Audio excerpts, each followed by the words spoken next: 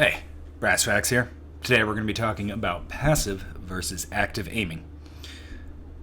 In a world with increasing availability and ownership of night vision, and in the context of a armed citizen preparing for WROL, should hit the fan, boogaloo, or whatever flavor of semi or fully apocalyptic scenario gets you hard, you need to decide and plan for your contingencies with how you will deal with night vision users as a night vision user. Today, we're going to look at a very small slice of that pie. How does your laser aiming device on your rifle affect your survivability? For those not in the know, passive aiming refers to using an optic to aim, much like you would during the day, however you have, night vision on. And active aiming refers to using a laser aiming device, such as a D-Ball I2, in the infrared spectrum to essentially paint the target, much like you would with a visible daytime laser. And it's called active because you're emitting something that is visible to other people. Here are a couple assumptions that we're going to be making here today. First off, we're talking about a rifle multifunction laser, not on a pistol. Passive aiming on a pistol is a different beast.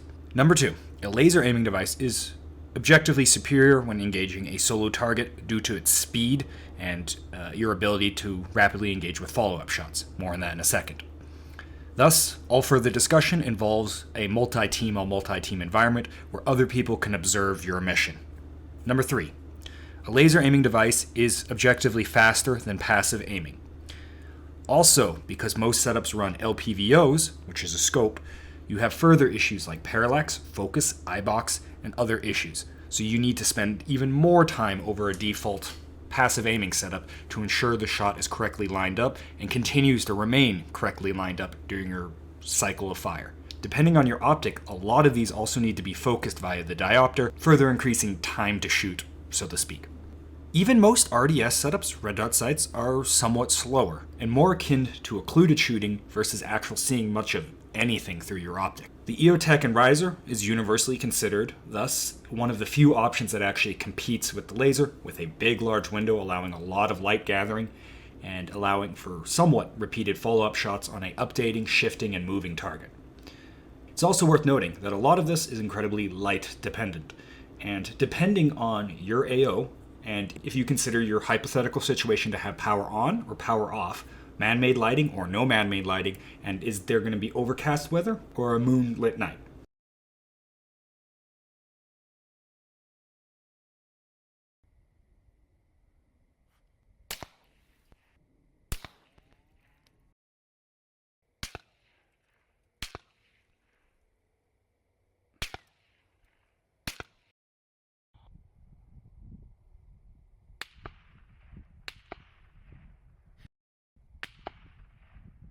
Alright, all that build up for 30 seconds of footage. That really sounds like my college. You know what? Never mind. Moving on. This is an interesting case where I would argue two people could draw very distinct conclusions from the same footage. There is a good chunk of people, and I don't blame them, that will watch this and think, shit. My primary way of aiming does not make sense. I'm going to start using passive aiming a lot more, and my laser aiming module will act as a backup or a primary CQ device and be used as like a flashlight. Engagements beyond 50 yards or more, if night vision usage is suspected, will be covered by passive aiming only. However, my logic in the matter is as follows, and you are welcome to take it or leave it. I am but a nobody, just someone that makes YouTube videos on the internet. However, these are my thoughts in practicing and observing this in person.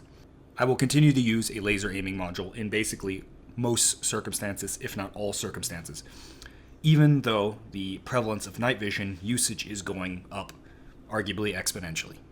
To me, laser usage is not a binary thing.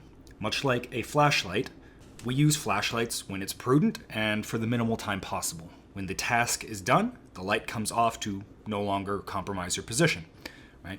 We choose to turn it on and we choose to turn it off. If it doesn't make sense, you don't use it. Also, as you see in the footage, as long as you're not lightsabering your position with a full power laser, it is actually quite difficult to know if a laser is being used if it's not in your visual horizon. And do note, most night vision devices have a very small field of view.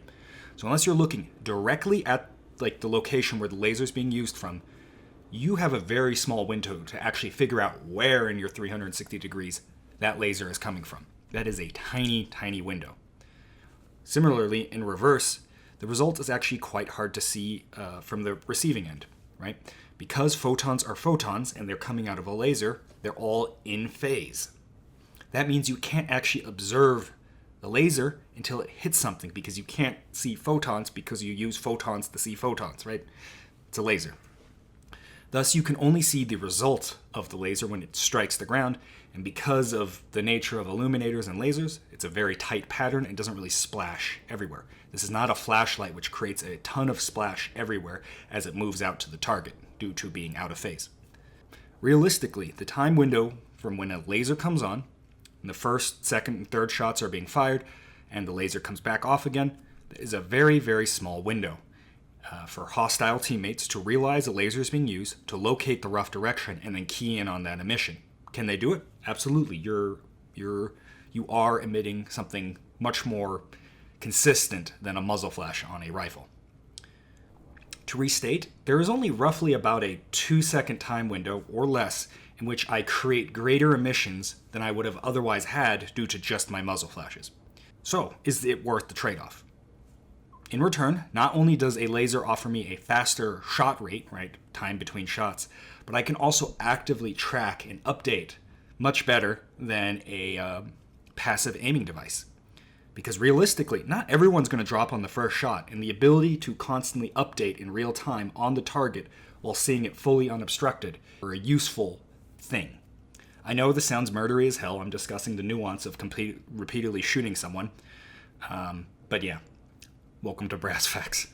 Remember, this ability for quality follow-up shots with high degrees of hit probability are not guaranteed for passive aiming. Even in the best scenario, an EOTech on a riser on a moonlit night struggles to actually see what the hell is going on behind that screen beyond 50-ish yards targets. Add in movement, add in worse lighting conditions, or, even worse, downgrade to a less night vision capable red dot sight, and you get to the point where you quickly start occluded shooting and not passively shooting. And for those that don't know, occluded shooting is when you use your other eye, so you would need a dual tube setup, to overlay a red dot on the target.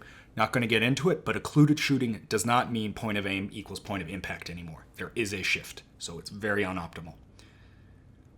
Furthermore, I get better situational awareness because not only can I see my target and my recoil pattern, but I can see everything that my night vision offers me. This isn't necessarily true when passive aiming because you have a big block of shit in front of your face. Thus, I'm able to better accomplish the task at hand, get it done, and then displace, or do whatever I need to do. This minimizes my exposure time greatly, and we've already established, as per the video, we're not exactly invisible when we're passive shooting anyway. Alright, that's enough. To be sure, I'm not against passive aiming. I occasionally do it. I make sure to practice it and to make sure, I'm not going to just clock my night vision device. There is some muscle memory to it. But to me, passive aiming is a last resort, a unique thing I do for unique situations, or maybe even a backup. It is not something I will primarily use, even if there is an increased potential for night vision threats. Regardless, this was simply my opinion. There is a very legit possibility I am completely wrong, and you didn't get any brass facts today, you got major ass facts. It's a possibility. That's why I kind of try the front load, give you the context, and then you can form your own opinion, and then I kind of got into my opinion. Alright, that's probably been some ass facts for you. I hope you enjoyed me ending up on a watch list as I discuss shooting people in the face for 10 minutes straight. But that's, I guess, what you sign up for here. Thanks for all the comments, support, and more. This is one of those videos where I actually do want you to comment down below, because not only is it interesting and I love reading comments, but this is a case where I'd like to hear what you have to say. Passive or active. Not you, Hop. Stay away. Alright, see you guys later.